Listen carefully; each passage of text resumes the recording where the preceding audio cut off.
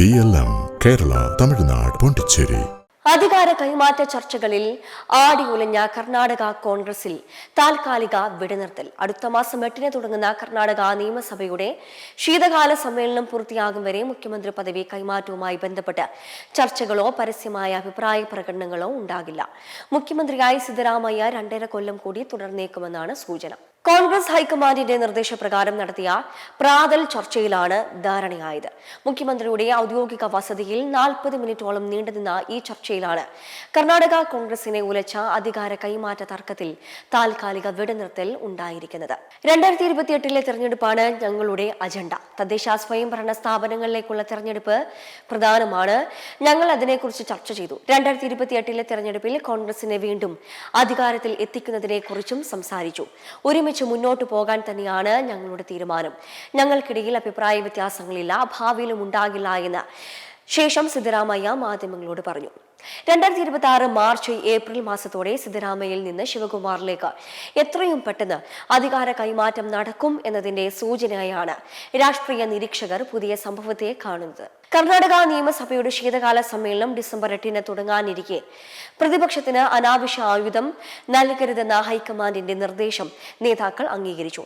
ഇത് പ്രകാരം അനാവശ്യ പ്രസ്താവനകളോ സാമൂഹ്യ മാധ്യമങ്ങൾ വഴിയുള്ള ഒളിപ്പോരോ നേതാക്കളുടെ ഡൽഹി യാത്രയോ തൽക്കാലം ഉണ്ടാകില്ല.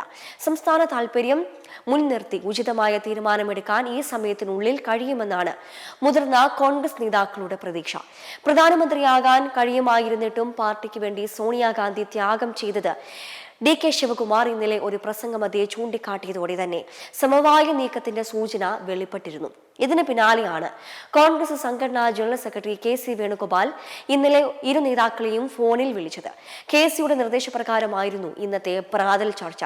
തങ്ങൾ ഒറ്റക്കെട്ടാണെന്നും നേരത്തെയും ഇപ്പോഴും അഭിപ്രായ വ്യത്യാസങ്ങൾ ഇല്ലായിരുന്നുവെന്നും നേതാക്കൾ പ്രസ്താവന നടത്തുമ്പോഴും കാര്യങ്ങൾ അത്ര സുഗമമാകില്ല ഹൈക്കമാൻഡിന്. മുഖ്യമന്ത്രി പദവി ഒഴിയില്ല എന്ന് സിദ്ധരാമയ്യ തന്നെ വ്യക്തമാക്കിയിട്ടുണ്ട്.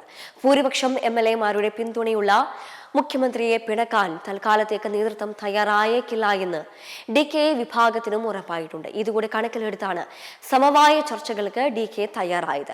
ഡൽഹിയിലേക്ക് വിളിച്ചു വരുത്തി തീരുമാനങ്ങൾ അടിച്ചേൽപ്പിച്ചാൽ അണികളെയും സാമുദായിക നേതാക്കളെയും അത് പ്രകോപിപ്പിക്കുമെന്ന് മനസ്സിലാക്കിയാണ് സംസ്ഥാനത്ത് തന്നെ ഒരു സമവായ നീക്കം ഹൈക്കമാൻഡ് ഇടപെട്ട് നടത്തിയതും. അധികാര കൈമാറ്റം നടക്കുന്നതുവരെ ശിവകുമാർ ഉപമുഖ്യമന്ത്രിയായി തുടരുമെന്ന് കോൺഗ്രസ് വൃത്തങ്ങളും അറിയിച്ചു.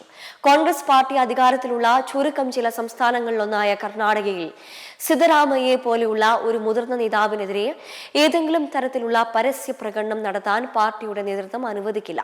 അത്തരത്തിലൊരു നേതാവിനെ സ്ഥാനഭ്രഷ്ടനാക്കുന്നത് പാർട്ടിയെ ദോഷകരമായി ബാധിക്കുമെന്നും വൃത്തങ്ങൾ കൂട്ടിച്ചേർത്തു. മെമ്പർമാരുടെ നിക്ഷേപങ്ങൾക്ക് ഉയർന്ന ലാഭവിഹിതം നൽകുന്ന കേന്ദ്ര സർക്കാർ സഹകരണ registered society Bharat Lajna multi state housing cooperative society limited.